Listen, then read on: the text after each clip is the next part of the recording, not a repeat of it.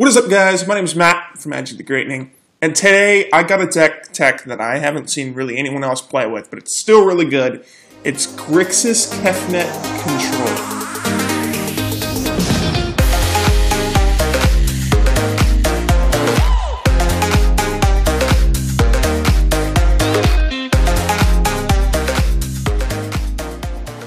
I know you guys like budget deck techs, and I have to apologize. This is a $150 deck tech, but it is very, very, very good. When I was play testing with it, I went 5-2. I guess I can show you right now when I went up against 1-0 against Red Agos, swept them.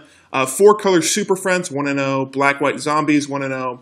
4-color decent stuff. It was a weird deck. I lost to it, though. 0-1. Green-White Tokens, basically just like from the Pro Tour, for Eldritch Moon or whatever.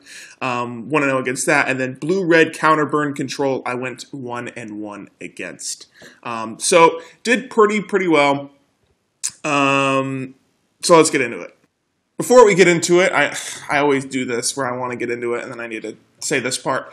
Go ahead and like the video if you enjoyed, subscribe if you are new, and to vote, actually we're not going to vote for next deck tech. Solemnity was spoiled, I think, yesterday, and basically means that this is going to be sideboarded in any deck that plays white, and energy is no longer going to be a thing. So I'm not going to show you guys the Team or Fiery Restopters. It's basically just things where you play Decoction Module, Whirler Virtuoso, and Reckless Fireweaver, along with, you know, some other energy things. The deck was okay, wasn't the best though.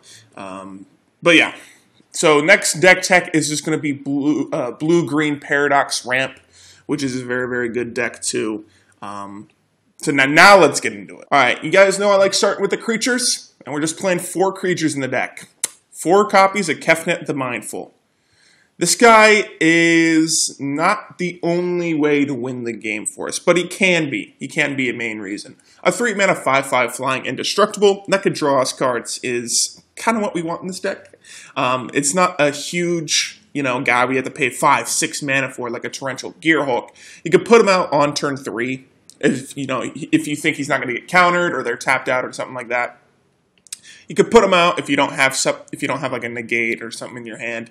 You don't need to really bluff anything. You can put them out and just forget about him because most of the time he's going to stay out. So yeah, it's really good in that sense. The problem I had most was keeping the 7 cards in hand. But other than that, it's once this deck gets going, you're going to have 7 cards in hand. You're going to be able to block anything. The deck has a lot of control aspects to it. So Kefnet, you don't have to rely on having Kefnet online all the time. All right, let's get to the spells, and we're Grixis. So we're going to be playing counterspells, burn spells, destroy spells, like most Grixis decks do.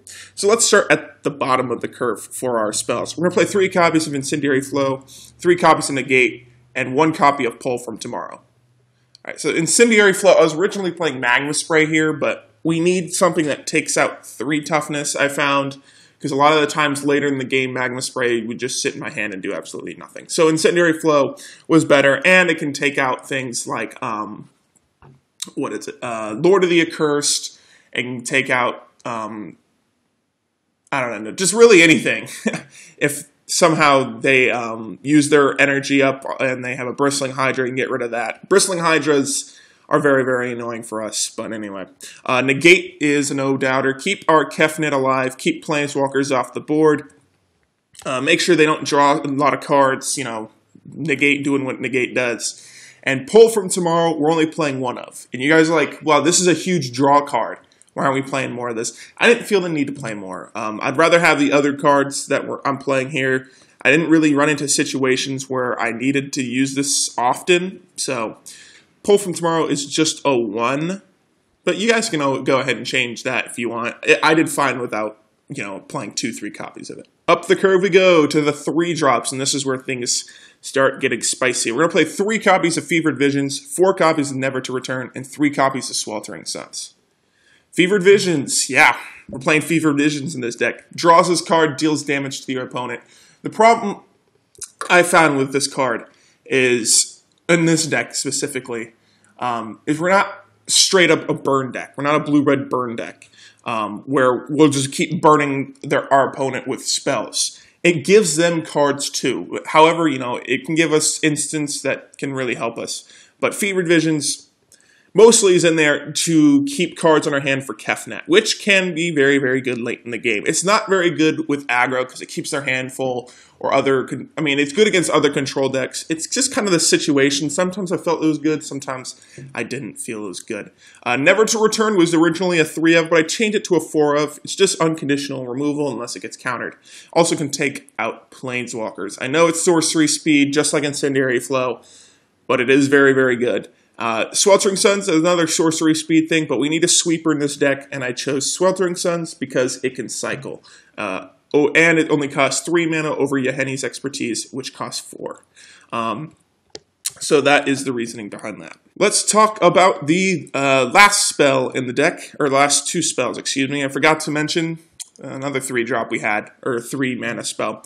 We're playing 3 copies of Gale Strike and 4 copies of Commit to Memory. Gale Strike is a lot better than I thought it would be. Originally, I was plugging it in here just to see how it would work. I was probably thinking that I would take it out. I originally only had 2, and it was so good I actually bumped it up to 3. It's a very good tempo card. It can keep us in the game. They think they can push in damage. We can bounce it back. Our big problem here with this deck is Bristling Hydra. Bristling Hydra does hurt us a lot. So we do have sideboard plans for that, but anything else, Gale Strike can bounce back to their hand and keep a card in our hands, but it's not like we're losing cards for Kefnet. Commit to Memory is very, very good. The first half is very good because it's a non-land permanent.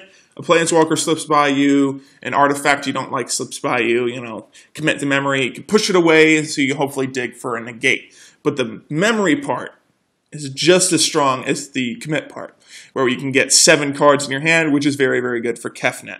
You want to be careful when you do this. It's very, very strong combo if you have 1 or 2 Fevered Visions out, and then you play the memory half, and all of a sudden, your opponent, who might be down to 6 health or 6 HP or whatever you want to call it, now they're just trying to put as many creatures out at once and play as many spells, recklessly.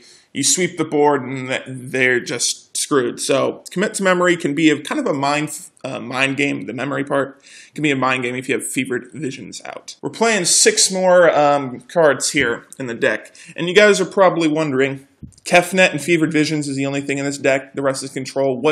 That doesn't sound like it'll do a lot. It feels like we'll get run over. And you're right, it won't. We will get run over if you just play those. So we have to play these 6 Planeswalkers. We're going to play 2 copies of Chandra Flamecaller, 2 copies of Jason Raveler of Secrets, and 2 copies of Ob Nixilis Reignited. The Grixis Color Planeswalkers. I really like the combination of all these. Chandra is a sweeper in herself, which is very good. So we're technically playing 5 sweepers in the deck, which is this deck very much needs. Jace can bounce things back to their hand, draw us cards. I've never really gotten the emblem for him, but, if you get there, you get there. Ob Nixilis does the same thing as Jace, but kind of a little bit better because he can draw cards and destroy creatures, which is very, very strong. These Planeswalkers can really, really win us the game just because Chandra can sweep the board, Jace can bounce something that we don't like, Ob Nixilis can kill something we don't like, Jason Ob Nixilis can draw us cards, Chandra can put 6 damage on the board, Chandra can cycle out our hand, It's very, very strong with all of these cards, and I don't think this deck would be very good without them. You definitely need to resolve at least 1 or 2 Planeswalkers a game to win. Just to let you guys know, this deck is super, super, super grinded. There are so many games I won when I was down to 1 or 2 health, but I pulled it off. And the deck seems very bad in the beginning of the game, and it is, I'm not going to lie. But once you get going, you have the 7 cards in your hand, Kefnet's online, you can start blocking things. Fevered Visions is going. You're able to start burning and bouncing stuff basically every turn. They won't know what to do. And once you get 1, 2, or even all 3 Planeswalkers out, the game is basically over. So yeah, that's kind of the end game right there, is just use the pressure from the Planeswalkers and Kefnet and Fevered Visions to run down our opponent. All right, on to the land. We're playing 26 land, because we're a control deck, and we need to hit those 6 drops for Chandra and Commit to Memory and stuff like that. So we're going to play 4 copies of Choked Estuary. 4 copies of Foreboding Ruins, 4 Spirebluff Canal, 2 Evolving Wilds, 5 Island, 3 Mountain, 4 Swamp. I guess you could throw in 2 Wandering Fumarole if you wanted to. It's not super necessary. It's nice. The problem I've found with that is people will destroy your land, and Kefnet's already bouncing lands back to your hand. I used his ability more than I thought I would. So people you're already bouncing lands back to your hand. So you're not even like technically like getting more land because you keep bouncing them back to your hand. So when they destroy Wandering Fumarole, you're actually losing land, like 2 lands, because you're bouncing stuff back to your hand. So I didn't feel the need to play Wandering Fumarole, but you can if you want. All right, to the sideboard. And we are playing answers to all your questions here. We're going to play 4 copies of Disallow to things like you're playing against control, or you just feel like you need more counter spells. You know, there's specific creatures you don't want to resolve, so you get in Disallow. We're playing 3 copies of Dispossess. Now, you can sideboard this out, or you can not sideboard this out. You can replace this with Lost Legacy. It's really up to you. They're both just as good. You know, Lost Legacy, you can't hit an artifact. This can only hit an artifact. They both exile things. They're both really, really good. So 3 Dispossess in the sideboard. We're also playing 3 Shock if you're playing against an aggro deck. So you have Incendiary Flow and Shock. 2 Sphinx against control matchups, like blue-red control. 3 Yahenni's Expertise. Now, I know what you're thinking. You're playing 3 more sweepers in the sideboard. Sometimes you really need it. Some boards get really wide, really fast, and knowing that you have 8 cards in your deck that can sweep the board is very, very nice, especially when you only have a few cards that draw us things like Kefnet, Fevered Visions, and Pull from Tomorrow. So having that Yahenni's Expertise in the sideboard can be very, very useful, and I did sideboard it in a lot. Thank you guys so much for watching. I hope you enjoyed. Next video is going to be Blue-Green Paradox Ramp, basically just built around Paradox. What is it called? Paradox Engine. I don't know why I took a blank on that, but Paradox Engine plus like a whole bunch of ramp cards, and you just basically just play a whole bunch of cards, and you get a whole bunch of floating mana, and then you play some Eldrazi Titans, and you're good to go. So the deck is very, very strong once it gets going. It's very weak to control, but you know, it's a very, very fun deck once it gets going. So anyway, that's it for now, guys. I hope you enjoyed, and I will see you, hopefully, in the next one.